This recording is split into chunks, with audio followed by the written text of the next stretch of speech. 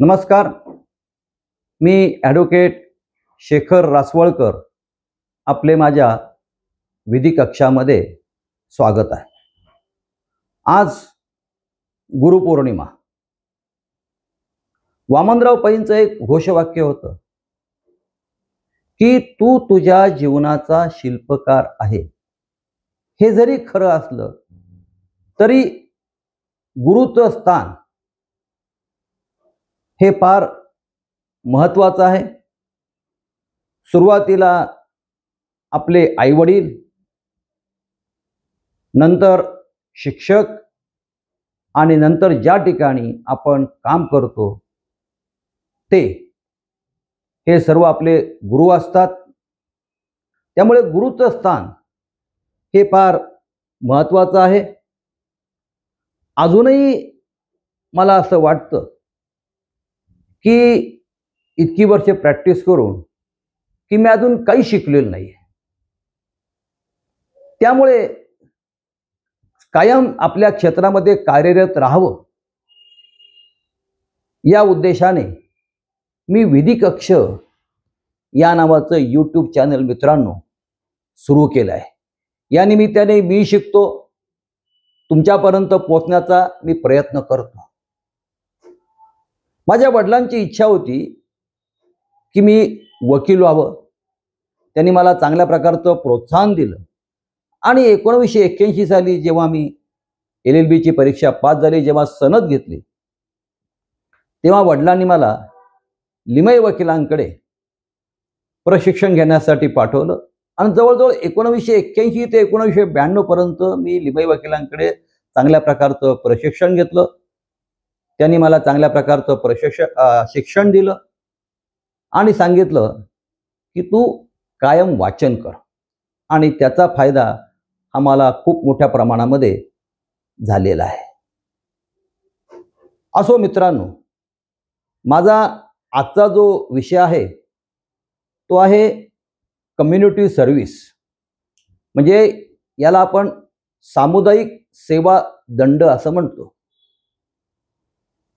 भारतीय दंडविधानामध्ये कलम 54 मध्ये पूर्वी एकंदर 5 प्रकारच्या शिक्षा सांगितल्या होत्या. एक म्हणजे होती फाशी, दुसरी होती जन्मठेप लाईफ इम्प्रिझनमेंट, तिसरी होती म्हणजे कैद, एक साधी कैद आणि एक कठोर, चौथं जे होतं फॉर्फिचर ऑफ प्रॉपर्टी, मालमत्ता जप्त, आणि शेवटचा होता म्हणजे दंड, ज्याला आपण फाईन म्हणतो. या शिक्षा पूर्वी होत्या. त्या शिक्षा आता भारतीय न्याय संहिता 223 मध्ये समाविष्ट करण्यात आलेल्या आहे. त्याचा जो सेक्शन आहे तो 4 म्हणजे ABCDE आणि F नावाची जी शिक्षा आहे ती सामुदायिक सेवा दंड या सदराखाली घेतलेली आहे. सामुदायिक सेवा दंड ही आपल्या भारतामध्ये प्रचलित नव्हती. परदेशामध्ये मात्र त्या अत्यंत यशस्वीपणे पार पडलेली आहे. पूर्वी 1993 साली का 94 साली लॉ कमिशनने भारतीय दंड संहितामध्ये कम्युनिटी सर्व्हिस हा प्रकार समाविष्ट करावा असं त्यांनी रिकमेंड केलं होतं, परंतु दुर्दैवाने ती समाविष्ट करण्यात आली नाही. असो, आता या कायद्यामध्ये ही समाविष्ट केलेली हे चांगल्या प्रकारचं आपण त्याचं स्वागत केलं पाहिजे. आणि पूर्वी कम्युनिटी सर्व्हिस ही नसल्यामुळे बरेचसे हायकोर्ट कम्युनिटी सर्व्हिस या नावाखाली शिक्षा देत होते. म्हणजे एखादा मनुष्य जर क्रॅशिंगसाठी गेला FIR साठी, तर ते क्रॅशिंग करत होते, परंतु क्रॅशिंग करताना त्याला काहीतरी सांगत होते की तू त्या दवाखान्यात जा, तिथे जाऊन त्या रुग्णांची सेवा कर, किंवा काही नवरा बायकोचं भांडण असेल आणि ते हायकोर्टापर्यंत गेलं असेल क्रॅशिंगसाठी, तर त्याला सांगायचे की जाऊन तू 10 झाडं लाव. अशा प्रकारचे ती त्याला सामुदायिक सेवाखाली ती शिक्षा करत होते, म्हणजे सांगत होते. परंतु काही वेळेस या कम्युनिटी सर्व्हिस खाली काही हायकोर्ट मात्र अत्यंत चित्रविचित्र म्हणजे न पटणारे, आउट ऑफ द ट्रॅक जाऊन ते कामं सांगत होती. हास्यास्पद होतं ते आणि शेवटी सुप्रीम कोर्ट ते सेट आलो. त्याविषयीचा व्हिडिओ मी पुढल्या भागामध्ये करणार आहे. आणि दुसरी अशी गोष्ट आहे की आपल्या भारतामध्ये जी जेलची संख्या आहे ती जवळपास 1303 का 1306 आहे. त्यापैकी काही सेंट्रल जेल आहे, काही डिस्ट्रिक्ट जेल आहेत, काही महिलांचं आहेत, अशी वेगवेगळ्या प्रकारची जेल आहे. आणि काय झालं भारतामध्ये की कैद्यांची संख्या खूप, परंतु जेलची संख्या ही कमी आहे. मला वाटतं महाराष्ट्रामध्ये काहीतरी 32 का 33 जेल असतील. आणि त्याच्यामुळे त्याचा एक अल्टरनेट म्हणून त्यांनी कम्युनिटी सर्व्हिस ही संकल्पना त्यांनी या कलम 4 मध्ये समाविष्ट केलेली आहे.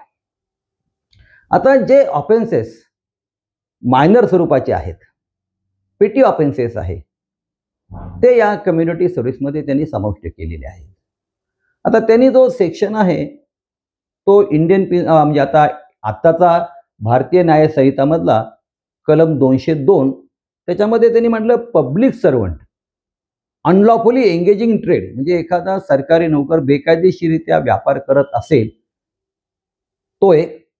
दुसरा त्यांनी केलेला आहे की एखाद्या आरोपीला वॉरंट काढून, जामीनदाराला नोटीस काढून, त्याचा थांगपत्ता लागत नसेल आणि क्रिमिनल प्रोसिजर 84 खाली प्रोक्लेमेशन जाहीर केलं असेल तो एक, म्हणजे 209.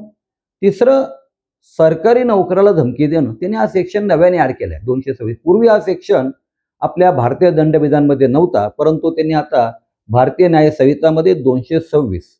म्हणजे सरकारी नोकराला धमकी देणं म्हणजे काय की समजा एखादा तलाठी आहे, त्याच्याकडे नोंदीसाठी अर्ज केला, त्याला सांगितलं तू माझी नोंद टाकतो की नाही, नाही तर मी आत्महत्या करतो. एखादा बँकेचा शाखाधिकारी आहे, एखाद्या बँकेचा अधिकारी याला सांगितलं हे गव्हर्नमेंटचं कर्ज प्रकरण आहे, ही गव्हर्नमेंटची स्कीम आहे, तू माझं प्रकरण मंजूर करतो का नाही करत, मी आत्महत्या करतो. म्हणजे अशा प्रकारची धमकी देऊन पब्लिक सर्वंटला काम करण्यापासून रोखणं, ती एक त्याने मध्ये ॲड केलेली आहे. दुसरं, किरकोळ स्वरूपाचा एखादा चोरी असेल 5,000 पर्यंत आणि ती वस्तू त्याने त्याला ती परत केली. दुसरं त्यांनी म्हटले की दारू पिऊन under the influence of alcohol पब्लिकच्या प्लेसमध्ये धिंगाणा घालून सार्वजनिक शांततेचा भंग करणं. आणि शेवटचं आहे डिफमेशन. डिफमेशन म्हणजे एखाद्याची बदनामी. या जर काही अशा या 5 का 6 स्वरूपाच्या या मी सांगितलेल्या आहे, याच्या व्यतिरिक्त काही आणखीन असतील पण या महत्त्वाच्या आहेत. या त्यांनी कम्युनिटी सर्व्हिस या सदराखाली घेतलेल्या आहेत. असो मित्रांनो, मी तुम्हाला थोडक्यात कम्युनिटी सर्व्हिस म्हणजे काय हे सांगण्याचा प्रयत्न केला.